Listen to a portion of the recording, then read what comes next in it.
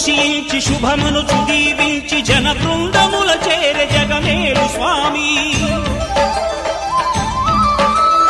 తన భక్తులొనరిల్చు తప్పులకు తడబడి ఒక పక్క ఒరిగెన ఓంకారమూర్తి శరణమయ్యప్ప స్వాములందరూ తనకు సాయంబు కాగా ధీమంతుడై లేచె ఆ కన్య స్వామి పట్టబంధము వీడి భక్తతతికై పరుగు పరుగున వచ్చె భూమిపైకి నరుడై